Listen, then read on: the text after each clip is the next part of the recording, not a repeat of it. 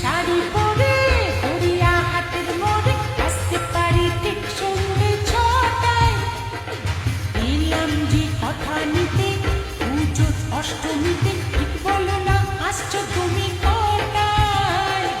বয়ফ্রেন্ডের শাড়ি পরে গড়িয়াহাটের মোড়ে আসতে পারি ঠিক সন্ধ্যে ছটায়।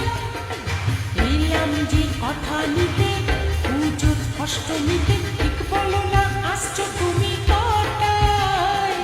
সত্যি করে বলো না, করো না আমায় চলো না।